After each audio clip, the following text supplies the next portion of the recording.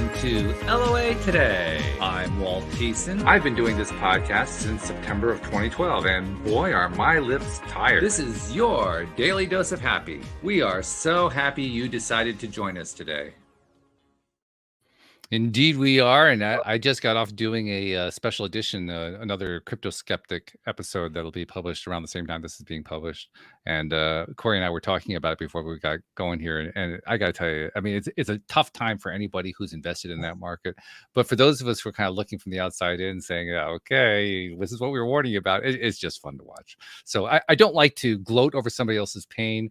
But on the other hand, there's the piece of me that says it had to work out the way it's working out. I mean, how else could it have worked out? Yeah, it's those 4 words. I told you so. You know, they just well, I try not to use those words because I don't want to rub it into somebody. You know, that's not my goal. Especially the guy that decided to day trade on it, you know, like last year and made $1 bazillion in 24 hours and thought that was going to continue on. But that's a rarity. Well, I was thinking about day trading, but I wanted to sell it short. Okay.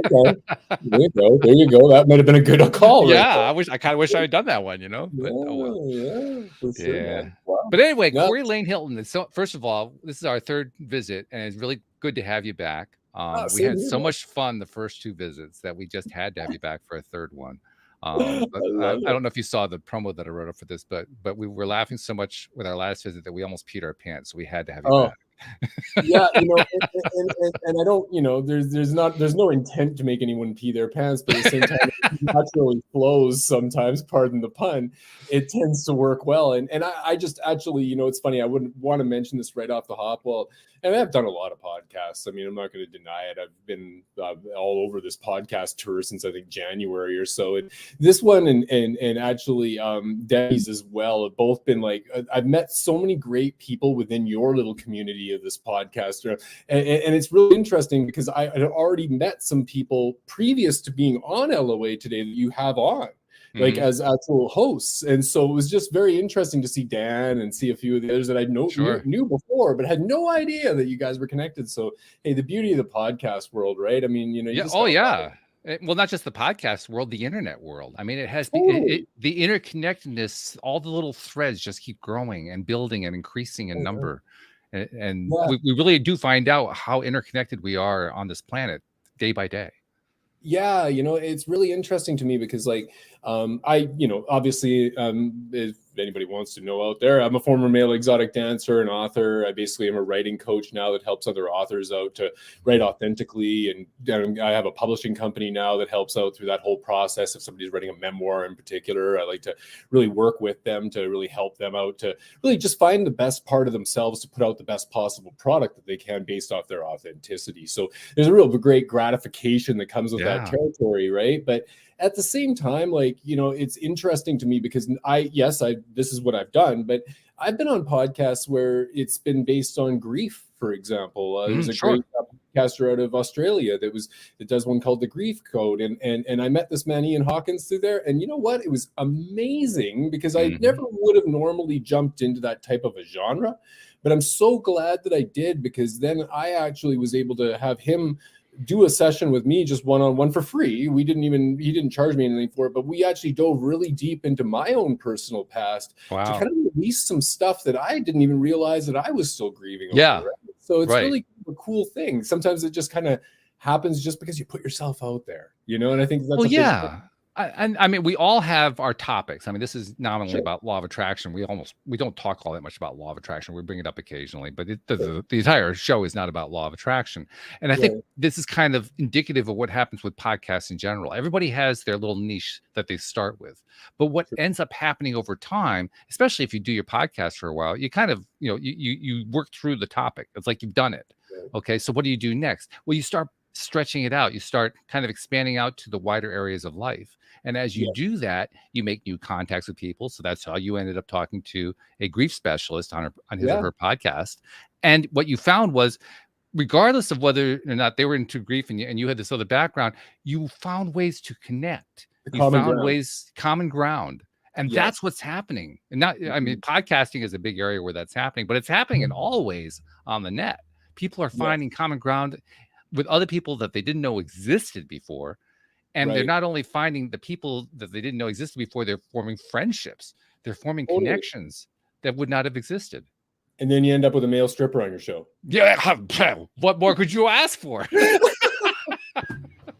You know, the one thing that I love about my former career is that I as serious as I did take it when I was doing it, now that I'm out of it and I've been out of it for a long time, I don't take it seriously at all. In fact, I'm constantly joking about it. But at the same time, I do really want people to understand how serious I am about where I'm at in my current position and really trying to make a difference so that people don't go through a lot of the struggles that I quite frankly went through, right? And that's typical of a lot of self-help people. They say, oh yeah, you know, write a book about what you were before and what problems that you had before and address those, and then that's how you can teach the world. Well, there's a truth behind that.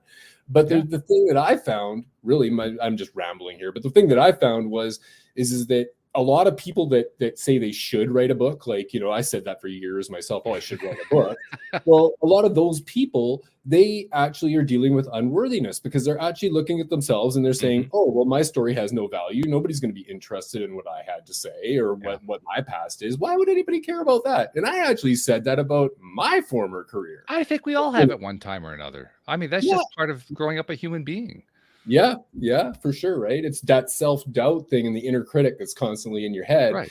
But exactly. I mean, that's never going to go away for me. I already know that. I've dealt with that. Me and him are cool now. So it's just sort of one of those things where the law of attraction does come into play, though, because that positive energy really, in my eyes anyways, and I'm spiritual and I do have my religion belief, I guess you could say, is more so geared towards energy. I don't put a label on it, but it's just my own personal perspective. But the one thing that I have learned through this whole process, the biggest thing that I've learned through this whole process, and especially in this last couple of years, has really been to really reach out and try to understand and relate to other people's perspectives because they didn't see life through the same eyes that I did, right? So you got to, and you know, I might completely disagree. I might be talking to somebody about maybe crypto and say, you know, he's like sitting there saying it's the best thing since sliced bread, and I'm sitting there thinking it's the worst thing ever.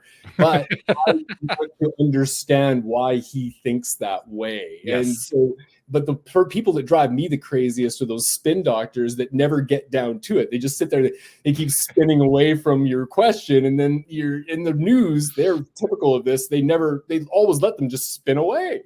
I've had a few of them as guests on the show too, as I think you know very well. And it's always a challenge when you're interviewing somebody like that, because as the interviewer, you are trying to pin them down. You're trying to get them, okay, address this topic. This is very important. And like you say, they kind of spin away from it because they don't want to address it. No. It's uncomfortable to address it. Why would they want to do something that's uncomfortable? Well, yeah, especially if it's not really within regular society's morality and integrity, so to speak. Well, that makes it even harder, yes. I mean, a former male exotic dancer would totally understand that point. But yeah. I mean, it's an interesting thing because, like, everybody, I was even just on a coaching call this morning because I'm actually planning to do a TEDx event, and I'm actually working really hard to put together my I guess you could say speech, but it's not necessarily based off of my stripping career. Yes, that is my uniqueness, but at the same time, I'm kind of focusing more on the need for society, especially right now, more than ever with our disconnected side through connectivity, so to speak. Always looking at screens instead of actually talking to each other. Although we're looking at a screen, we're still talking to one another. There are benefits to it. I mean, it's like any other tool. Sometimes there's a good side, sometimes there's a not so good side.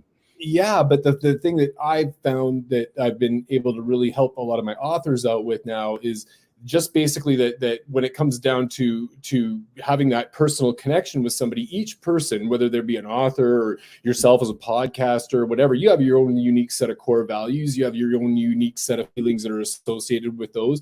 So that's what I love about this challenge is that every single client that I'm dealing with is a snowflake. And I'm kind of diving in there and getting in the weeds and saying, okay, you know, like, how did this impact your life when this happened? And how did you feel at that point? You know, and was that something that was compromising one of your core values? And then we kind of dive into that, and then they kind of connect those dots. They're like, holy shit, yeah, it did, you know? And that's where that self-discovery journey becomes far more than just writing a book. It turns into a life lesson. You know, and for myself, anyways, that's why I'm so bloody passionate about this, because I've had my own set of life lessons through my crazy book that I wrote. But now I'm actually seeing this crazy side of it where the people in my life that have maybe read the book or saw me living my authentic lifestyle now are seeing me as a role model, and they're doing the same thing. And that's where I'm like, oh my God, this gives me a reason to get out of bed every day now, right? I could do this for the rest of my life if I can make that kind of an impact, because that's, changing a person's life from inside out. It's a funny thing because we humans, I mean, this is something that has been known for generations. Humans are very interested in conflict. That's what the basis of what storytelling is. Storytelling is all about the conflict. That's right. We're interested in contrasting situations. Good things happen, bad things happen. We're interested in all that kind of thing. But what it's kind of evolving into now in this 21st century technology age is a shift in a sense. It's not like we've lost interest in the old storytelling. We haven't. We still, I mean, if anything, it's accentuated. Yes. But in addition to that, we're now all realizing that we have our own stories in that same genre, if we can call that a genre, in that same realm of we've all experienced the downs, we've all experienced the ups, and now we're sharing those stories with each other. And in the process of sharing those stories with each other, a few things very important are happening. We describe it as being more connected with each other, and we're becoming more connected. But that connection is validating ourselves. It's validating our experiences. And my experience was a different experience from yours, but boy, there are certain commonalities to them. And we can both see those commonalities and like, oh, wow, now I feel validated in what I experienced, because I don't have to just get excited about celebrating the success. I can actually appreciate the failure side of it too, because my friend Corey had a failure side and we both experienced a failure side. All of a sudden it feels differently. Bang on, nail on the head, Walt. I mean, I said this 1,000 times. I'm one of those crazy people, that the hippy dippy that sits there and does all my gratitude every morning, right? And I write out usually 5 to 10. I try to write out different and make it a different thing I'm grateful for every day to kind of just set my day. And a lot of the time, it's not the positive. In fact, I'll even say it, like it could be the pain in my lower back from doing landscaping yesterday and picking up something that was too heavy for me, and that alarm is going off in my lower back is telling me, hey man, you don't need to be doing that right now. Pay attention. Right. So I'm grateful that alarm is there. Danger, right? So Will Robinson. Yeah, right. Or maybe the struggle of going through divorce or whatever it is. And let's face it, people want to read the mess in the message when they're reading a book. They want to hear that pain. They want to hear that hurt. They want to, you ride off into the sunset with the girl at the end of the book. Well, that's all right, but that's not going to sell. They want to hear about the hard stuff, and it's sort of like, it's funny. I almost think back to that movie Basic Instinct many years ago when I think about writing, because obviously you're familiar with it, but the interesting part was the Sharon Stone character was of course the author, and then the Michael Douglas character was the cop, right? And he's all in love with her and all that. There's the conflict with all that. But the thing that I found interesting, the one line that stood out was that he was trying to say, oh well, we can just I don't want to say it well. We're going to ride off into the sunset and screw like rabbits is kind of like what he was going to say, right? And it was like, she's like, that's not going to work. Somebody has to die, right? And it's sort of that negative twist. People like the misery loves company thing. People want to read about it. That's why, to me, that's why kind of my mom, who, God love her, she's passed away now, but I'm just saying, back when I was a kid, she was famous for sitting there in the living room, reading her Star magazine and National Enquirer, and telling me all the things that are real about the aliens that are going to be coming. And I believe in aliens, but at the same time, it's just one of those things that's kind of funny. It's like she's seeing the little green men literally coming in the front door tomorrow. So it's one of those things that, there's so much disinformation out there now. And I've seen that expand now. Now the National Enquirer and the Star have turned into Facebook and Instagram.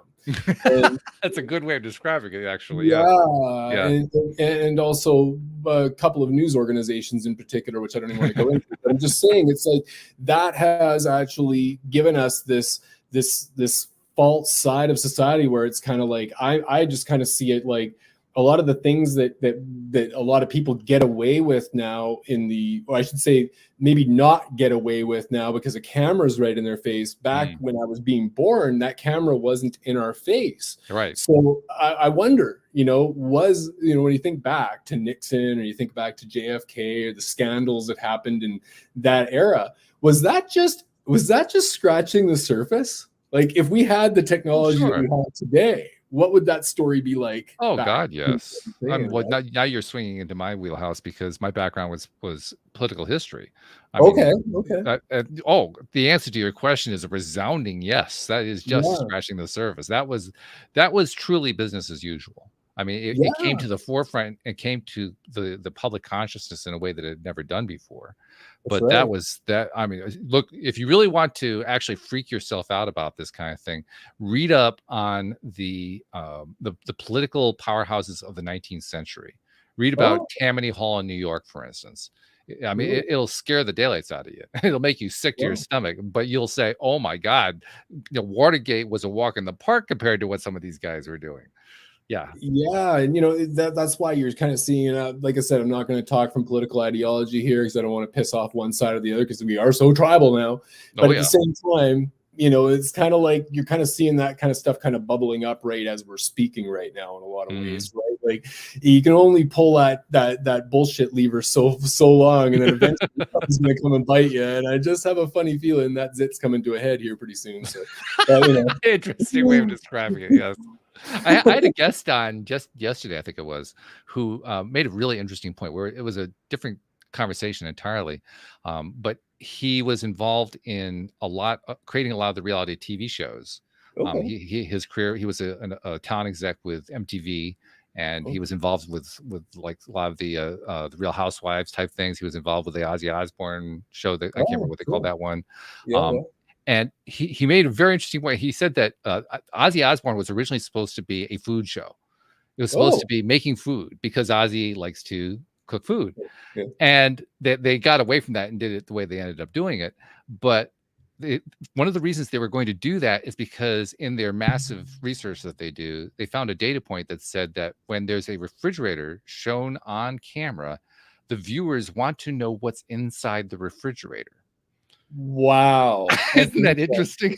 interesting? That is So I interesting. bring this up as a way of kind of giving exposition to the idea that we're moving beyond conflict. Conflict Mhm. isn't going away. Nah. Negative isn't going away. Positive isn't going. That's all going to remain. But we're kind of taking it to the next step because now we want to know what was made for dinner. Yeah. Yeah, and ironically, back to Star Magazine and freaking Facebook, I remember the funniest thing, and I still chuckle about this to this day, actually, because I've done a lot of Facebook posts over the years, but I still look back, and it's ironic that you said that about the refrigerator, because the funny thing is the one Facebook post that I had that got the most comments. Oh, this is on my personal page, but it was just like the one that got the most comments, bar none, in my entire decade of being on Facebook was, "Who can guess what I had for breakfast today?" Yeah, sure, exactly. I shit you not. There was I can't I even tell believe you it. how many. And the irony is that it took like 150 or 160 comments, and finally my ex-wife was the one that pinpointed it, and she was the one that nailed it on the head because he's like, "Corey, you've eaten the same breakfast for 10 years now." Okay, cool. So it's just funny, right? You look back at that, it's like, wow. But no, it's an interesting dynamic because I'm kind of like, we're at that age, right, where when you're born before the internet, and you kind of wonder to yourself sometimes, was it better then or was it better now?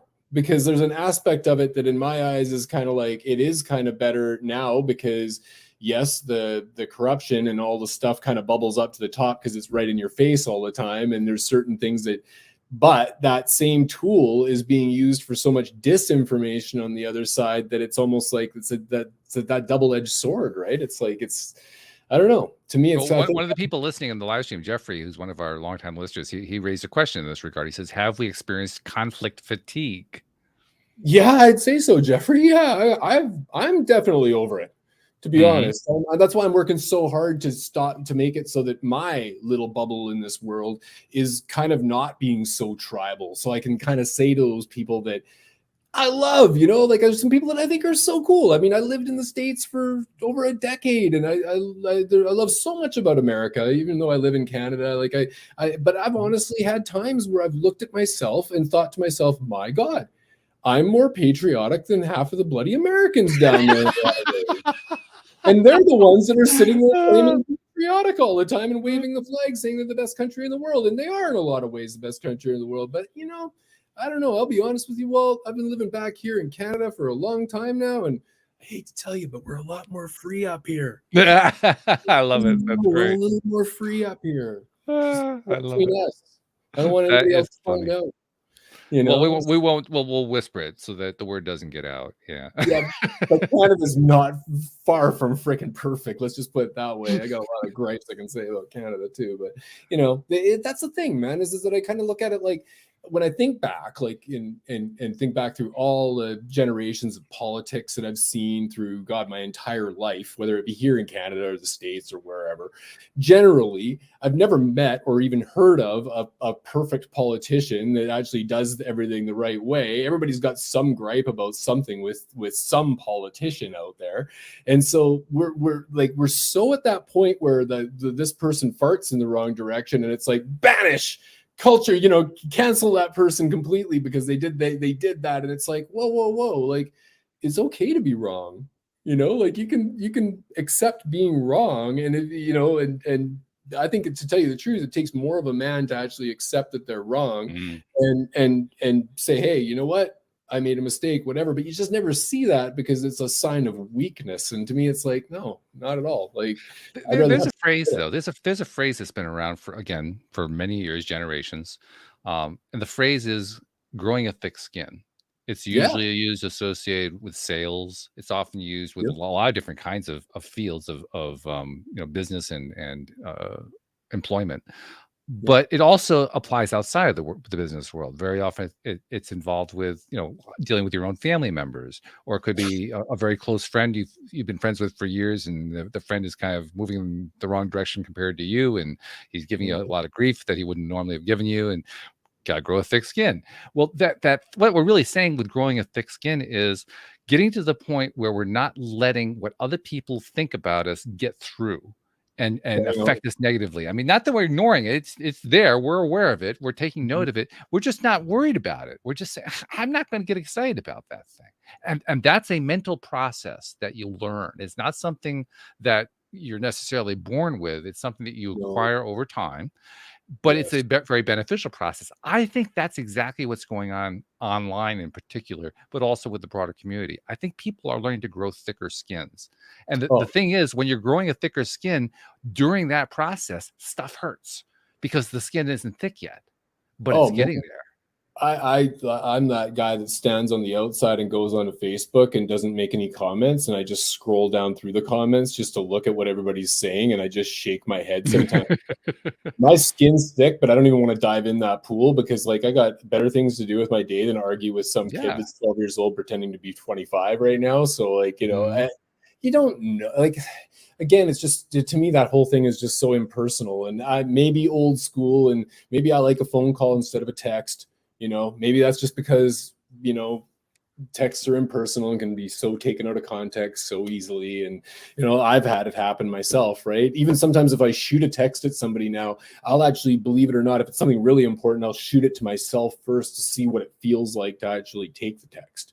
Because sometimes you just never know what's going through that other person's head. You might shoot off something to somebody and they're, you know, thinking the wrong thing. So yeah, actually, I think we're all kind of learning a skill here. I know I am. I'll speak for myself in this, but I suspect other people are learning the same skill, and that is to look at a text or an email, which is out of context because you don't get the body language, you're not seeing them, you're not hearing them, you're not experiencing all that stuff. You just got one little piece of information there that you're working off of, and yet we're getting to the point now where we can look at it and say, okay, there are a lot of different mindsets this person could have.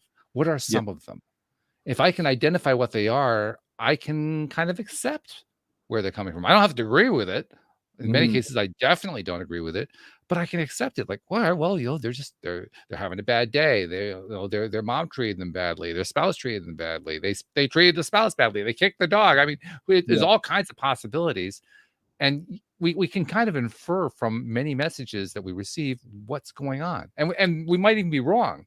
But the point is, just by going through that exercise, that's the process of growing a thick skin. Because when we change the way we think about something, I think what happens is when you get like a cancel culture kind of a response, that's a person who is looking at things from one viewpoint only. The moment you start adding viewpoints in is the moment the cancel culture goes away. because the person who's engaged in it no longer needs it. You know, man, I always kind of come back to comedy with this, right? Because, like, you know, we're seeing a lot of the comedians right now that are getting, you know, the cancel culture hitting them pretty hard. I mean, you know, everybody from Dave Chappelle on down, right? Yep. And it's kind of like, I don't know, I'm raised in the Archie Bunker generation and the George Jefferson generation, right? And I mean, like, I think to myself, I mean, God, if some of those people that are looking to cancel Dave Chappelle for talking about what he was talking about, and I get it, I understand the reasoning behind it, I do, I respect it and everything else. I'm not here to dog that, but at the same time, I think if they watch an episode of All in the Family, their head would probably explode, because it's like, you know, that's real, and that was really the way that the mentality really truly was at that time. Now, is that better or worse? To me, sometimes I kind of go, you know, like, it's as much as Archie was what he was, they also showed the good side of Archie too, right? Like the heart of Archie. And so you actually kind of loved the character, because as much as you disagreed with him, you know, he was that guy, right? That's and so, right. Yeah. And we just don't have that flexibility now. A lot of the time, I don't feel it's just kind of like, I mean, I feel for some. Well, I think people are that's what my point is. I think people are adopting flexibility. I think they're learning it. They're in the process of learning it. They haven't learned it yet as a mass, but they're getting there. They're like in the journey, so to speak, of how do you become more flexible? How do you respond differently? How do you explore things and understand things differently? And I think that has great long-term potential, just because that's a growth path. But you're also talking to a guy that was like literally in a career of nonstop political incorrectness for 25 years and mayhem. So I mean, you know, like, it's from my perspective, I'm like, yeah, anything that's considered politically incorrect now is really off the charts, you know, the way I see it, because it's kind of like, I don't know. I mean, I get the reasoning behind a lot of it. We don't need bullying. We don't need a lot of the, you know, the bad negative side effects. There's no, you said the one word you said is the best, is awareness. I mean, really, it's like, but also to be able to be aware of what a joke is, you know. And I just kind of feel like people have lost their freaking sense of humor to a certain degree. I mean, God, I mean, there was a comedian by the name of Carlos Mencia years ago, and I used to see him on Comedy Central and stuff. Really funny comedian. And some of the things that he would say, like, you know, if you can take a joke, you know, sort of thing, like fill in the blank.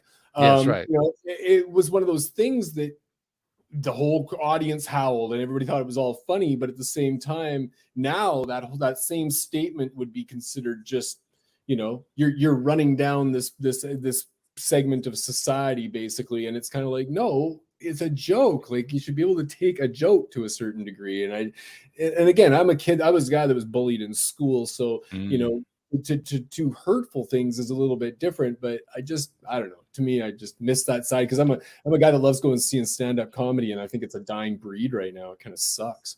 It's like anything else. This goes through cycles. I mean, Jeffrey, by the way, threw in another little comment here. He says, "Would you rather be right or happy?" Which kind of summarizes what you're talking about there. On, bro. Isn't that the truth? You know. But let me go back to the point that I was driving before, because I want to take it a little bit further. Away from you. Yeah, no, it's fine. No, it's okay. That's what we do here. That we just kind of wander and explore and kind of get that's part of the process. That's actually part of the process I'm talking about. Yeah. The more that we explore, the more that we consider other viewpoints, the more that we appreciate perspectives. That's really the biggest part, I think. Appreciation of perspectives. And that comes, I used to wonder about that. Where does appreciation of perspective come from? It comes from just doing it. Just finding a new perspective, and I never thought about it that way. And then finding another perspective, I never thought about it that way. That's appreciation. As crazy as this sounds, Walt, my aunt was the one that said it to me that woke my ass up, made me just go, oh, really? It was funny because I'd just come back from Florida and I just had this mindset. It was kind of tunnel vision at the time to a certain degree. I'd gone through a lot through like going, I was down there for 9/11, and I had my own little story behind that, and was part of the relief effort with Hurricane Katrina and just all these things that happened while I was down there in that decade. And I came back with this very tunnel vision, and she turned around and she said to me, yeah, but Corey, you got to realize not everybody thinks like you. Like, oh yeah, that's right. That's Everybody right. has Yeah. their own thought process. But we get in our own head to that degree that you think that Sure. everybody thinks like you, right? And it's not the case. So That's where a lot of, I mean, like I said, my background's political history, politics, all that kind of stuff. That's where my degree is in. And one of the things you learn there is the mindset of totalitarianism, and, Okay. communism, dictatorships, all that kind of thing. And Yeah. they all basically amount to one thing. Everybody has to think the same thing.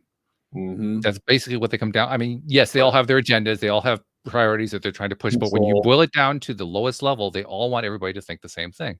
And what they Yeah. don't seem to realize, I think people eventually learn this if they just stick it out long enough with whatever their cultish type thing is, and assuming Yeah. they actually survive it.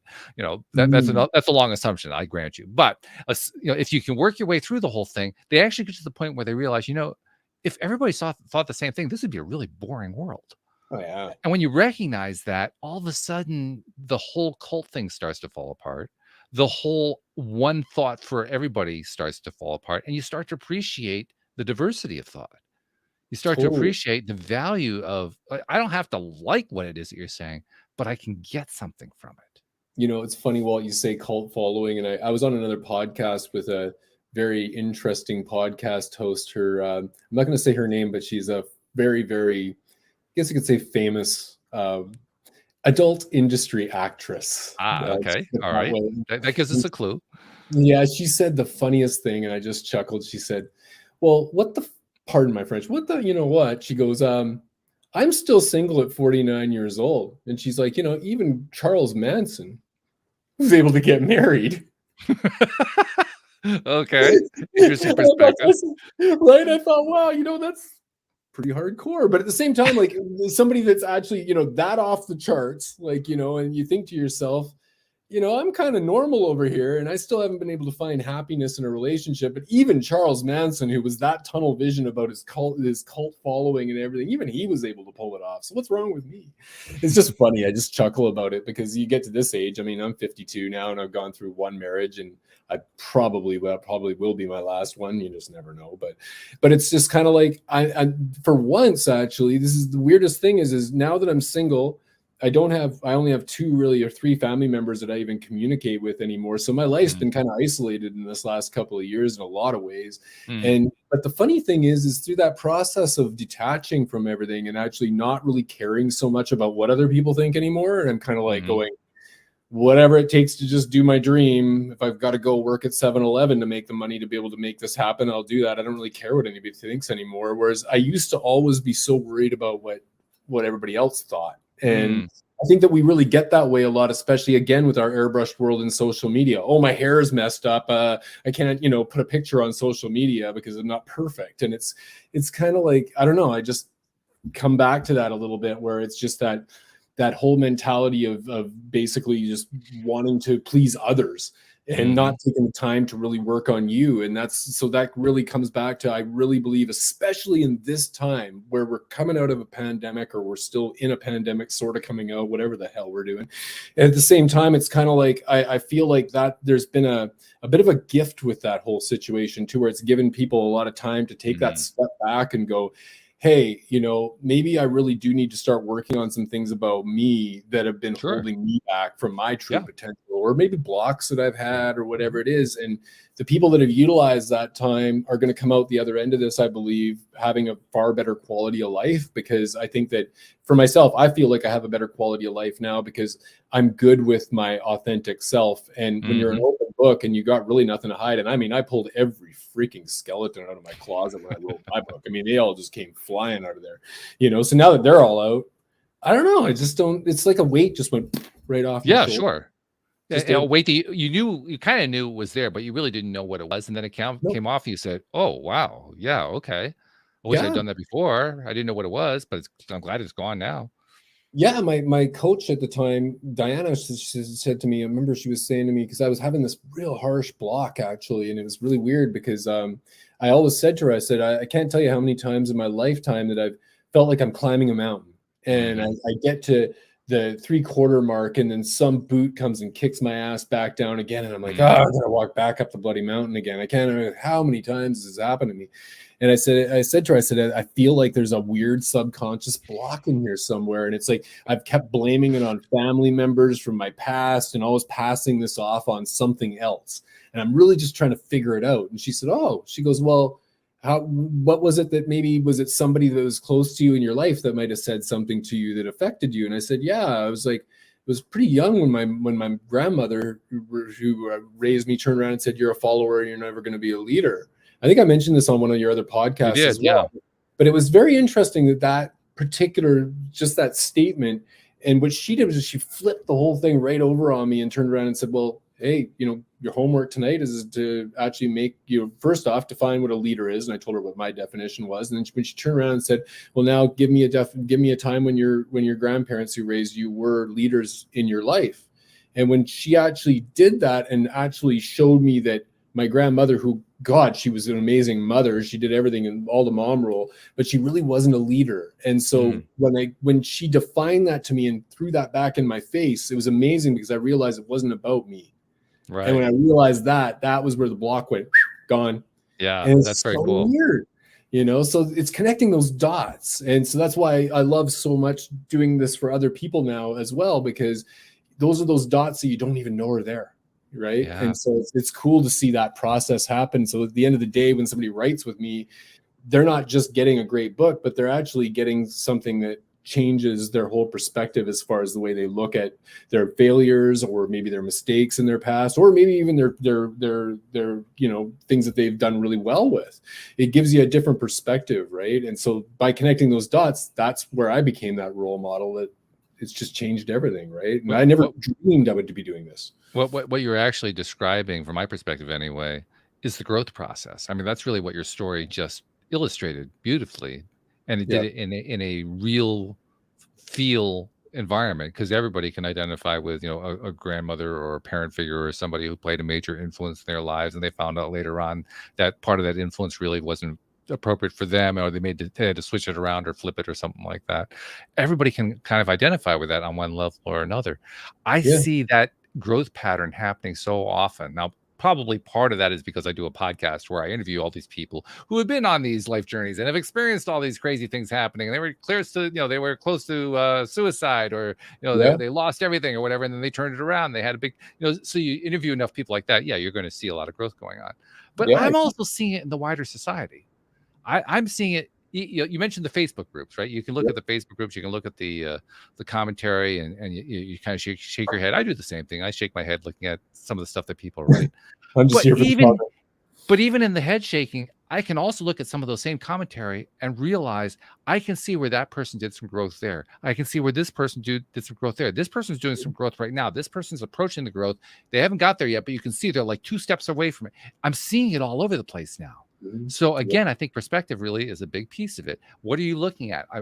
If I'm going to be looking at all the different ways that people are disconnected or polarized from each other, whatever, I'll find those. But I think you can also find the other side. There's a lot of growing going on right now, huge amounts of growing.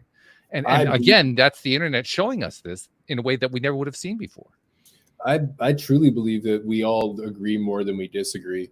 I still believe that. I still believe in the power of positivity. I think that even the people that are right radicals on the one side or the other of situations, if we can just, some people are just lost causes. I'm not going to lie. Like there's some people that are just not there, but there's the majority, and I would say that the vast majority of people, if we have a deeper understanding of what they see their life through, like I said, I may be completely on the other side of the political or religious spectrum from somebody, but I have done this where I've reached out to a friend of mine that I was from the southern U.S. that had a little bit of a different mentality than me, but I had to try to understand why he felt the way that he did, because we had so many conversations that we agreed on so many things, and I just sat there and said, well, what does it really come down to, Ryan? Like I'm not even here to argue. I don't want to argue. That's not what I'm here to do. I'm just trying to understand. Can you just please let me know? And when he did, it really did drill down to the money and putting food on his plate was the end of the day. Like it often does. And so I just said, okay, You know, like it might not be, I may completely disagree with the way that you think about it, but I do understand why you feel that way. Sure. Now we can move on and be cool. But Yeah. now it just feels like there's just so many, like every time you're on, especially on bloody social media, it's just like you throw one comment out and then somebody's just jabbing back at you and they don't really understand what the message you're trying to convey. So I don't know. Again, that's what I love about this industry now in particular, because I don't know. I felt that I didn't want to end up going to my grave being the guy that has on his gravestone he was a 25-year male exotic dancer. Like I really wanted to actually give more than that from my opinion and my message. And there's a lot that was in my message in my book that entertains, and everybody that's read it so far, from what I understand, has liked it. So it's just getting it out there, right? And that's the thing, right?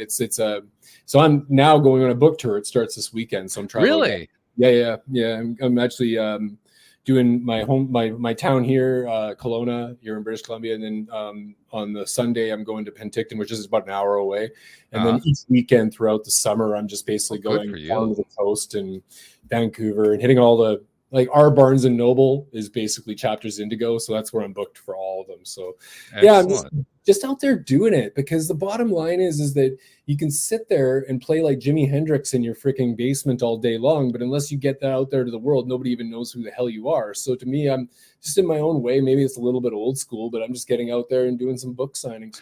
This actually points towards something that was part of a conversation I had with an employee of the gardening business I run for Louise, who we just let go because he really wasn't doing the job. And I was asking myself why this guy was having so much trouble.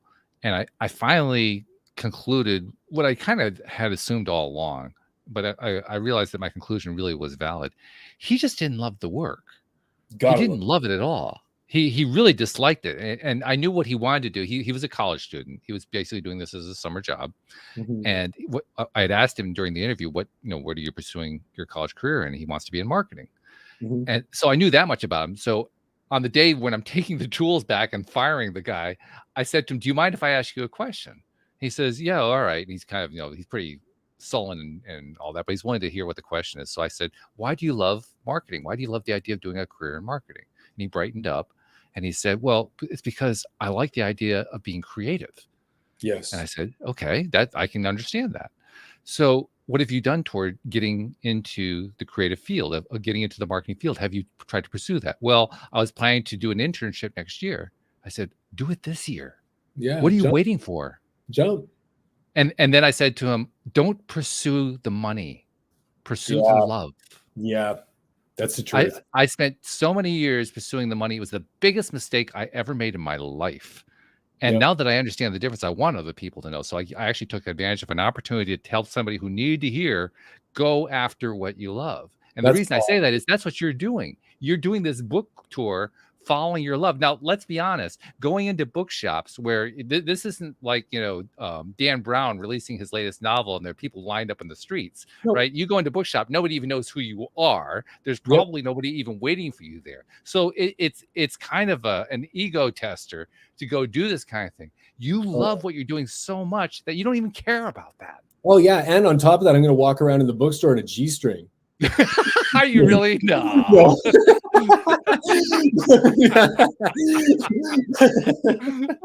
That would get some clients now. No, but and we get attention anyway. Yeah, we get some attention. But no, but for real, actually, like, all kidding aside, it is funny because I was just chatting with management with these stores and stuff, and they all said the same thing. You can sit there with your books at your table and wait for clients to come up to buy books, but a lot of those authors don't sell a damn thing. You've got to be bold enough to walk around and be like, "Oh, welcome in. How you doing today? What are you looking for? Memoir? I have a great memoir." Throw it right at them, because like it's a best-selling book for a reason. You can write the best book on the planet, but at the same time, it has to sell, and you got to get it out there. And even if it's incremental, and I'm doing that, I'm obviously out promoting my coaching program at the same time, because there's only so much money in books. But at the same time, it's like, it's all for the same purpose, Walt. And I'm going to say this, like, look, I mean, I'm not where I need to be financially yet. I'm not going to lie. Like, I go through my struggles just as much as many of us do. We're going through inflation out the yin yang right now. Gas and everything else is going crazy. Like, it's tough out there. But at the same time, like, this is where I bring in my morality and my integrity. I have vast sales experience. I was a former financial advisor. I've handled portfolios. Like, I mean, I've done all this stuff in the sales realm. And I have, like, I'm talking consulting for phone companies and all this. Like, my resume is a mile freaking long from my sales. But the thing is, I could go today and apply for the major corporation and get into a role, and I could take that job and probably be making enough to very, very comfortably live. On top of that, probably have all my medical and my dental benefits and all the things that I want. All the perks. Probably go get it right now, right? Like, but I continue the struggle. Why do I continue the struggle? Because I am actually going out and working a job right now. I've been doing it for the last few weeks. It's killing my body. But I'm doing it for more than one reason, actually. I want to learn it a little bit from my own place. But I've been out landscaping, like with a friend. Okay. And I know it's not pretty. It's not a career, but it's this is the company I run for my wife. It's a gardening business. So we're kind of in the same realm there. Right. But the thing is, I have the flexibility to go and do my book tour. I can take off whenever I want, any day. Like today, I had a podcast with you. I took it off because I just was like, do it, right? Like, thank you for that, by the way. Well, but I mean, what I'm saying is that, but I woke up this morning with my back literally bent over, like I was feeling like I was going to be crippled. Okay. So like, that was what I'm saying. Like, I'm putting myself through a lot of pain. I could go and not have that back pain, but I'm taking the pain because my mission for my business is just that important that I'm not going to go and commit to somebody else and give them the false hope that I'm going to be a salesperson for them for the next 5 years. And I'm going to build a career with their company and tell them everything that they need to know to get a paycheck for the next few months and then screw them over. That's just not the type of person I am. I'm not going to do that to another person out there. I don't want to do that to a company. So I'm going to take the backbreaking labor and I'll continue to do it until these coaching clients that I have on board come to fruition next month. And if it takes me going out there every friggin' day and doing it, I will still do that because it keeps me, I guess you could say, like, I feel like I'm intact with my core values when I'm doing that, right? And it makes me feel good about what I'm doing. And it's a struggle, man. It's gonna, and I don't know what the end destination is. I could end up going out there and not selling a bloody book or having anybody freaking come to me for coaching, but I don't know until I try. Right. So you gotta get yourself out there. And this is just my one step in that direction. And so whatever it takes, I don't care, start eating craft dinner every day if I've got to, but I don't. Well, plus you're using a word without actually saying the word that is an old fashioned word. It almost doesn't even get used today, but the word is integrity. You basically you're acting on what is integral to you as a person. That's where the word integrity comes from. What is integral to you? And what's integral to you is you have certain ways that you're willing to work with and behave with others, and others you are not willing to, and you stick to that. That's the integrity part of it. Boundary. Yeah. No, and I'll tell you this, Walt. I mean, we've got about 10 minutes left, but I don't want to sit here and just sound like I'm promoting all day long. But well, it's okay. We do a lot of that here. It's fun. There's a part of the book that is like one of my pillars in my book is on integrity, and it's because it's in fact one of the biggest transition points in my life that I wrote about in the book. And basically my book's it's not all about stripper stories and swinging things around and freaking dancing. It's actually a lot of that's how you get people to read the book. Yeah, that's right. But it's actually more really about relationships. And for myself, like, I had such a heavy disconnect emotionally. The relationships were really, really hard. But I did have a really deep connection with this one girl that she was in when I was in my early 20s, and we connected as I was a dancer, and she saw me as a dancer, and she was beautiful, and I went, "Oh, she's like a perfect girl," and all the stuff that came with the territory, right? And we had an on and off relationship for many, many years, but I was a component of her that she was just so unique, and I really like even just the touch of her hand, like it was like I could. It could be today, and she could be a million miles away. Like I could feel the touch of her hand. I know it was her. Like I was just that type of person, right? Yeah. So, and the crazy thing was, as years went by, and of course, I ended up in Florida, and her and I split, and she ended up in a situation where she became a dancer herself, and she became a big feature, and all this stuff happened. But years went by, and I was out on the road, and I was in Little Rock, Arkansas. The 2 times that I was in Little Rock, Arkansas, 2 great stories from there. But anyways, but one was that I happened to show up there, and I just met my now former ex-wife. I'd met her about a month before this incident happened, and I didn't say anything to my ex-wife about this until the book was written. So this is just like this year she heard this story. She never knew this. This was one of the big skeletons that came out of the closet. But what happened was we were me and Monica, my ex-wife, we were in our first month of our relationship. I was out on the road. She was back at my house in Florida, and she was all in love with the superstar, and she was so happy to be together with me. And well, I loved her. She was a great girl, but she had she was basically brought up in crap. Like, she basically had a horrible life. She had tons of abuse, sexually, physically, mentally. She had a lot of problems, but I really loved that person. And so she was sitting back at my house, and I go on the road to Little Rock, Arkansas, and then who shows up, calls me out of the blue, but my ex that I was talking about, the touch of the hand.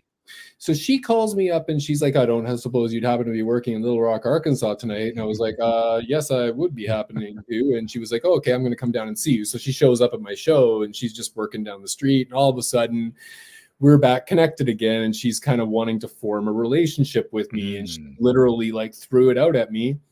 And we went back to her hotel, and she calls her now ex, but at the time she was still together with this guy, and they had a kid together and everything. And she calls him up at the end of the call. She turned around and she was like, love you, and hung up. And I stood there in that second and thought to myself, my girlfriend, who loves me with everything inside of her, and we've only been together for a month, and we're fresh, and we're in that honeymoon stage and all the rest of that stuff, but she's authentically loves me for the person that I am, with no games, no bullshit, nothing. And this girl, who I have this major passion for, and there's a lot of lust there, she just hung up the phone and said, I love you, to her partner, while she's wanting to get with me in her hotel room right now. Right. So there was the integrity. Very stark at that point. Very. And so many years, my friend, I sat there and thought, did I make the right move? Because I ended up staying with my ex-wife, and me and this other girl, we did sleep together that night, but we did not have sex. We actually stayed in the same hotel room and everything. We slept together, but we didn't do anything. And I gave her a kiss the next morning and said bye, and that was it. And I moved on and went the integrity route. And that integrity route gave me so much pain financially and so many struggles. And I ended up in a divorce that I ended up on an 8-year Forrest Gump walk afterwards and everything else. And all those years went by. And I always wondered, what would it have been like if I took the other road? I would have been completely financially set, right? And I thought to myself, did I make the wrong move? And here's the irony of that. One of my biggest fans when I wrote my book was the ex that actually, with the touch of the hand, she still is one of my biggest fans. I love her to death. She's a great person. She's married, got a couple kids, the whole nine down there in Seattle area. My point behind it is that when she read the book, she actually said to me, I want to let you know something. And I was like, what's that? She said, you made the right decision when it came to that butterfly moment. And I said, really? And she goes, yeah. She goes, although you might have thought that it was going to be a better road, I was really messed up at that time, and we probably wouldn't have ended up making it. So she was like, you took the right road. And it's interesting because those feelings and all those emotions and those thoughts, they were in the back of my head like luggage for so long. Oh, yeah. Right? But now that that's cleared, it's like, it's just weird how it just another layer dropped right off, right? And that's why I called my book Take It Off, because it really actually is all about taking those layers off, whether it's taking them off to really find your true self based off your core values and really addressing those things that you might not have addressed before, or just try to kind of going back into time and going, hey, this happened and I still feel pain about it. Because I have had, honestly, Walt, I've had situations where I've been doing the most mundane shit, sitting outside shoveling snow in December at my place here, and I'm doing something that I'm not thinking, or in the shower or whatever, just something you're just kind of in that zone. And then I think about some time when I got bullied when I was in my teens, and I get that gut feeling, and it's just like that overwhelming negative energy, and it's hitting and I'm hitting on that arc of intense energy, and the gut's killing me, and I'm going literally back in time and bringing these negative memories back into my head. So and now that awareness that I have, I'm like, oh, why are you doing this to yourself? that was like 20 years ago. Like, why are you even thinking about these thoughts right now? Or why are you being triggered like this? And usually I can go into something that I have in the present day, in the now, and determine that there is something else that's happening right now that's making me think of these unworthy thoughts. It's making me think that I'm undeserving maybe of success because I was told that I was shit by some guy when I was young and he pounded the hell out of me in high school or something. So I still kind of believe that because it's so embedded, right? And so it's just that awareness now. It's like, it's always going to be there. Like, I can't change it. You can't erase the memory. But at the same time, when you're aware of why it's popping up, then you can kind of make that shift and take that reset, and I take that step back and go walk in nature for a little while and figure it out. Right. So, well, you also got a great gift out of that too. That story, you had an experience that most people don't get. You got to see what the other path was going to be like. I mean, you didn't actually see the whole path, but you found out what the result was. And it wasn't what your imagination said it was. It was actually, you made the right choice and you didn't realize it at the time. We don't often get that kind of feedback, but you got it. That's something really worth celebrating. That's really something. Oh, shit, that's the beauty of writing a memoir, man. Like, you know, as much as I wanted to hide under the covers when that thing got released, I was sitting there just going, oh my God, the world now knows everything. But man, you know, when you get that response and it's just, to me, but then again, on the other side of it, if you don't get the response from the people that are really close to you, that you want the support from, family members or whatever it is, you got to be able to discipline your disappointment too, and realize that maybe they just, you know, they have their own reasonings for not supporting you, right? You can't, because though they normalize you or whatever it might be, right? So now when I see the perfect stranger out there and I'm telling them what I do, they're like, oh, tell me more. Talk to my family about it. They're just like, whatever, Corey, go get a job. Well, I think what we're really talking about here is learning the process of growth itself. We've been talking about growth, but now we're in learning the process of growth. And when you learn the process of growth, well, this is one of the best things I learned from David Strickle, who is he's like Esther Hicks. Esther Hicks channels Abraham. He channels the stream of David. And I actually learned this from the stream of David, from the Abraham side, so to speak. But their basic teaching in this particular instance was try to look at things from source perspective. Don't look at things from the human perspective. Take a step way back and kind of look at it from the way source energy would look at it and try to understand from that viewpoint. And it's a very powerful exercise because what ends up happening when you do that exercise is you realize how these problems, these situations, these old tapes that play in our heads, these things that traumatize us, when you take a step far enough back, you realize they aren't all that big. No, they felt big, they seemed big, they appeared big, but they really weren't all that big. It's like the difference between being in a car accident and seeing a car accident from a mile away. Like, oh, 2 cars hit. Whereas, oh my God, it's 2 entirely different experiences. Bang on. Like, and I know I talked about this before, but I won't go into it forever. But I'm just saying, like, when I went to the Philippines a couple of years ago and I jumped into Kawasan Falls, I mean, 15-meter jump into a waterfall, I would never have done that 10 years ago. No way. Like, I would have just been like, forget about it. But again, it came down to that clarity and what you're talking about are the little things that you make so much bigger. And I've said this about my experience on the Ferris wheel as a kid and getting thrown on there by my aunt and my uncle, and, you know, them taking me to the fair and leaving me stranded at the top of this thing, crying my freaking eyes out and losing it and being so scared of heights. And then realizing 20 years later, I wasn't at the fair at all. She was just plugged a quarter in at the mall and I was like 7 feet tall. Bitch, right? Like, I'm just saying, like, it's so much bigger than what it is because I'm just a little person at that time, right? But when you're older and then you go back to your elementary school and you see those little desks and you see those little hallways and all that stuff, you realize that the perspective that you had from that age was so overblown on so many things.